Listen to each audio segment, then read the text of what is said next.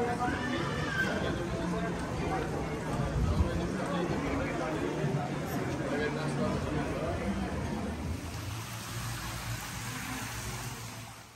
pre vás vybral Francúzsky inštitút na Slovensku. V roku 1963 si 23-ročná a slobodná Annie Ernaux uvedomí, že je tehotná. Udalosť je príbeh napísaný o 40 rokov neskôr, o traume, ktorú autorka nikdy neprekonala. Vo Francúzsku, kde boli interrupcie nezákonné, sa márne pokúšala vyvolať spontánny potrat. V strachu a zúfalstve nakoniec vyhľadala lekára a skončila na pohotovosti v nemocnici, kde takmer zomrela.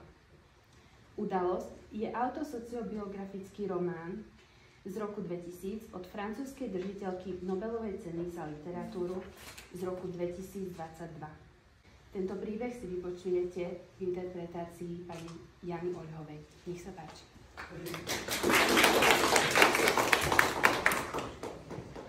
Že potom pred človek povedala, že sa mi to ťažko čítalo, mám 6 detí. A vidím tu tiež deti, ktoré to možno pochopia. Alebo im to dovysvetľujete. A napokon vybrali sme úryvky, ktoré nie sú až také surové. Alebo asi také úryvky by si mal čítať človek sám. Takže sme aký mieromilom, myslím.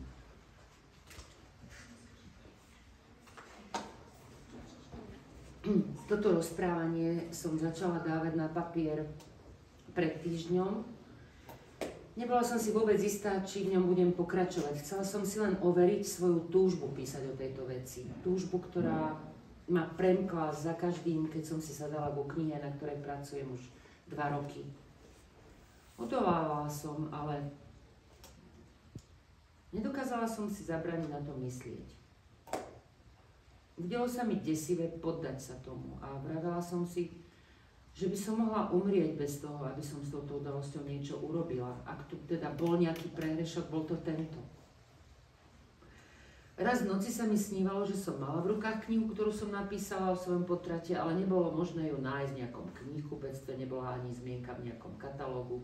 Dolu na obálke svietilo veľkými písmenami vypredané. Ale nevedela som, či ten sen znamená, že tú knihu mám napísať, alebo či je to zbytočné. S týmto rozprávaním sa dal čas do pohybu. Teraz viem, že som rozhodnutá ísť až do konca. Rovnako ako keď som v 23 roztrhala tehotenský preukaz.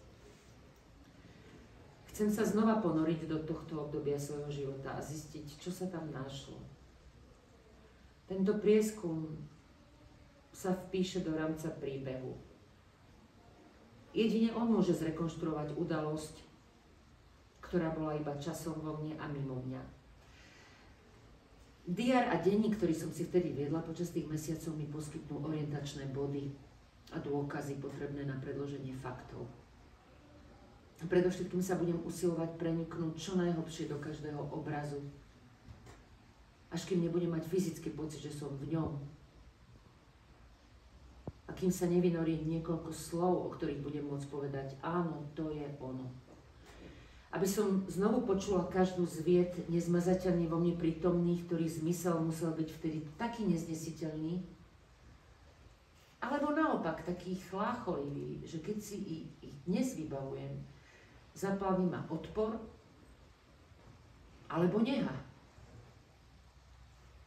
Aj keď spôsob, akým som prežívala interrupciu, teda ilegálnosť, je minulosťou, nedomnievam sa, že je to priateľný dôvod, aby som ponechala túto skúsenosť v tajnosti. Hoci paradox spravodlivého zákona spočíva takmer vždy v tom donútiť bývalé obete mlčať. Lebo veď čo, veď to všetko už skončilo, nie? Takže to, čo sa stalo, je prikryté mlčaním, rovnakým ako predtým. A práve preto, že interrupcia už nie je zaťažená nejakým zákazom, keď nechám bokom všeobecný význam a nutne zjednodušené formulky vynútené bojom 70. rokov, násilie páchané na ženách a podobne, môžem čeliť tejto nezabudnutelnej udalosti v jej realite. Čas prestal byť pozvolným sledom dní, naplnených prednáškami, referátmi, zastaveniami v kaviarniach, knižnici, skúškam, letným prázdninám do budúcnosti. Čas sa stal beztvarou vecou, ktorá rásla v mojom vnútri a ktorú bolo treba za každú cenu zničiť. Chodila som na prednášky z literatúry a sociológie, do univerzitnej reštaurácie, na poludnie, večer, pila som kávu v bare vyhradenom pre študentov, ale už som nebola v tom istom svete. Boli tam dievčatá s prázdnymi útrobami a ja. Pri rozmýšľaní o svojom stave som vôbec nepoužívala ani jedno zo slov, ktoré ho označujú. Ani čakám dieťa, ani tehotná, no a už vôbec nie ťarchavosť. To znie ako ťarbavosť. Zahŕňali prijatie budúcnosti, ktorá nemala nastať. A vôbec nebolo potrebné pomenovať niečo, o čom som sa rozhodla, že má zmiznúť. Do diára som si písala to, alebo táto vec, iba raz tehotná. Chvíle, keď som neverila, že sa mi to stalo, sa striedali s istotou, že áno, práve toto sa mi muselo stať. A čakalo ma to od chvíle, keď som v 14 poprvý raz pod prikryvkou pocítila rozkoš a potom som sa nevedela ubrániť, aby som to znovu nerobila. Napriek všetkým modlitbám k Pane Márii a rôznym svätým. Ustavične si predstavujú, že som kurva. Bol to vlastne zázrak, že som sa v tejto situácii neocitla skôr. Až do minulého leta sa mi za cenu značného úsilia a pokorení, nazývali ma flandrou, koketou, darilo nedoviesť milovanie do konca. A za spásu v konečnom dôsledku vďačím prudkosti túžby, ktorá sa zle prispôsobovala hraniciam flirtu a viedla k tomu, že som sa obávala aj obyčajného bosku. Nejasne som uvádzala do súvislosti svoju pôvodnú spoločenskú vrstvu s tým, čo sa mi stalo.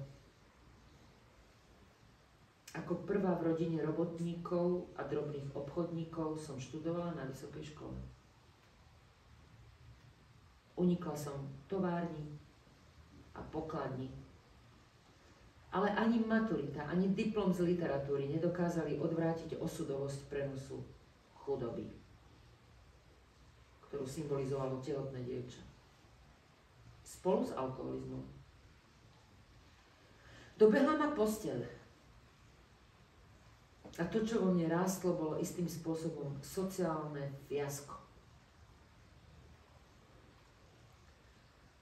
Myšlienka na potrat vo mne nevzbudzovala nejaké obavy.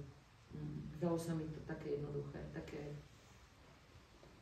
realizovateľné a nevyžadujúce žiadnu osobitnú odvahu.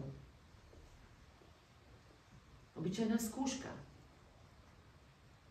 Stačilo ísť cestou, po ktorej kráčal predo mnou dlhý zástup žien. Od čias dospievania som zhromažďovala opisy prečítané v románoch či zachytené v miestnych klebetách šírených polohlasne. Nadobudla som hmlistú predstavu o používaných prostriedkoch. Áno, ihlica na pletenie, stonka petržlenu, výplach mydlovou vodou, jazda na koni. Najlepším riešením bolo nájsť lekára, takzvaného pokútneho, alebo ženu s pekným menom Aniličkárka. Obe možnosti údajne veľmi drahé, ale netušila som, koľko to môže byť. Minulý rok mi jedna rozvedená žena hovorila, že bola na interrupcii u lekára v Štrasburgu. Nešla teda do podrobností, ale povedala iba, že jej bolo tak zle, že sa držala umývadla ako kliešť. Čo aj ja som bola pripravená držať sa umývadla ako kliešť.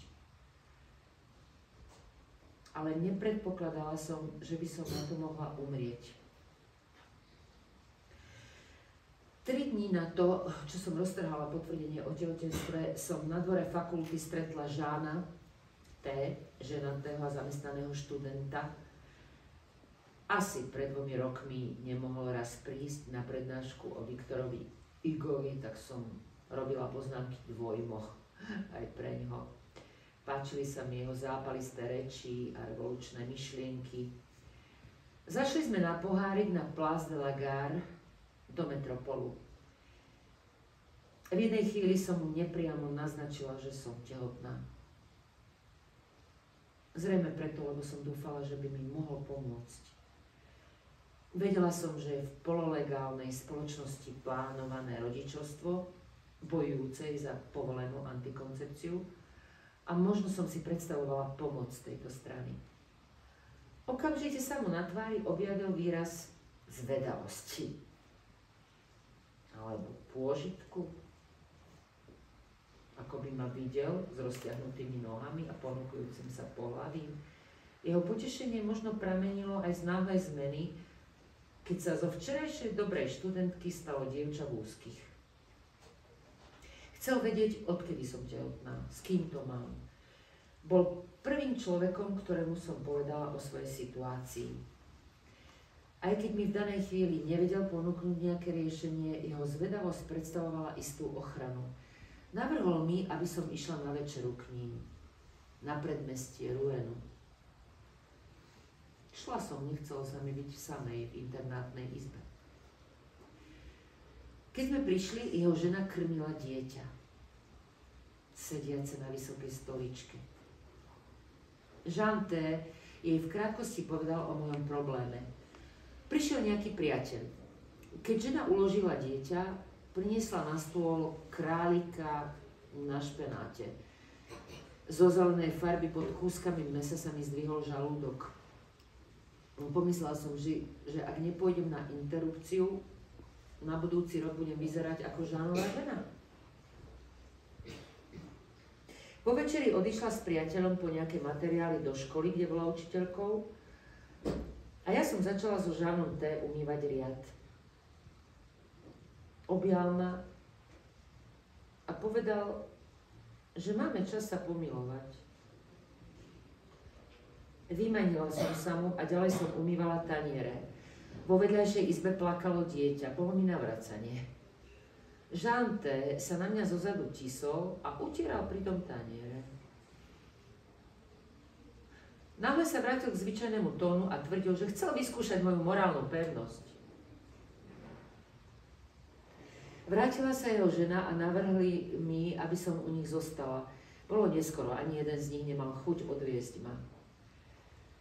Spala som v obývačke na nafukovacom matraci. Na druhý deň ráno som sa ocitla vo svojej izbe v internáte, odkiaľ som predošlý deň popoludní odišla s vecami na prednášku. Posteľ nebola odoslaná, všetko vyzeralo rovnako. A predsa medzi tým ubehol takmer celý deň. Podľa takýchto detailov zistíme, že v našom živote asi nastal zmätok. Nemyslím si, že v správaní Žána T. ku mne bolo pohrdanie.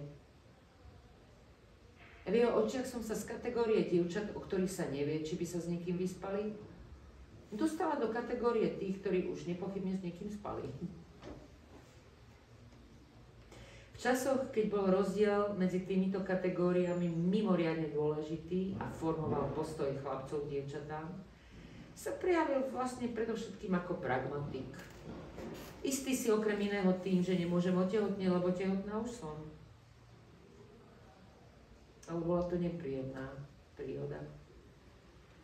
Ale vzhľadom na môj stav celkom iste zanedbateľná. Sľúbil mi, že bude hľadať adresu lekára a nemala som nikoho iného. Raz popoludní som odchádzala z internátu s úmyslom nájsť lekára, ktorý by bol ochotný urobiť mi interrupciu, veď taký človek musí predsa niekde byť. Rouen sa stal lesom zo sivých kameňov. Skúmala som pozlátené tabuľky a kládla si otázku, koho by som za nimi mohla nájsť. Neodhodlala som sa zazvoniť. Čakala som na nejaké znamenie.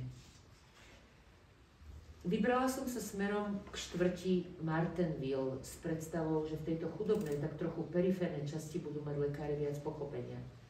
Novembrový deň osvetľovalo bledé slnko. Ako som kráčala, v hlave mi znel refrén pesničky Dominik, Nik, Nik. Počúvali sme ju v jednom kuse. Spievala ju dominikánska mníška. Sprevádzala sa na gitare. Usmievavá sestra, Sœur Sourire. Slova boli mravoučné a naivné. Sœur Sourire nepoznala význam slova Nike.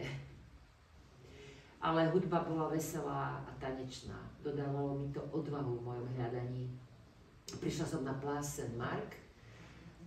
Stoly trhovníkov boli naskladané jeden na druhom. Vzadu som uvidela obchod s nábytkom Frože, kde som ako malá s matkou kupovala skriňu. Už som sa ani nepozerala na tabuľky na bránach. Bezcielne som blúdila. Asi pred 10 rokmi som sa z denníka Monde dozvedela o samovražde Sœur Sourire. Noviny písali, že po ohromnom úspechu Dominik zažila so svojím rádom všetky možné mrzutosti, opustila ho a začala žiť s akousi ženou. Postupne prestala spievať a zabudlo sa na ňu. Pila. Toto zhrnutie ma rozrušilo. Zdalo sa mi, že žena, ktorá sa rozišla so spoločnosťou, ktorá vyzliekla nízky habit, viac či menej lesbička, alkoholička, ešte netušiac, že sa ňou raz stane, ma sprevádzala v uliciach Martinville, keď som bola sama a strátená. Boli sme spojené osamelosťou, len bola posunutá v čase. A v to popoludnie som za odvahu žiť vďačila pesničke ženy, ktorá bola neskôr taká stratená a z toho umrela. Veľmi som dúfala, že napriek všetkému bola trochu šťastná. A že keď po večeroch popíjala whisky, poznala už význam slova Nike. Pomyslela som si, že konec koncov, určite si aj ona pomyslela, že konec koncov milé sestričky dobre odrbala. Sœur Sourire patrila k ženám mŕtvým či živým, skutočným či neskutočným, s ktorými som sa nikdy nestretla, a pri ktorých som mala pocit, že napriek všetkým rozdielom máme niečo spoločné. Vytvárajú vo mne neviditeľnú reťaz, kde sú bok po boku umelkyne, spisovateľky, románové hrdinky, ženy z môjho detstva. Mám dojem, že môj príbeh je v nich.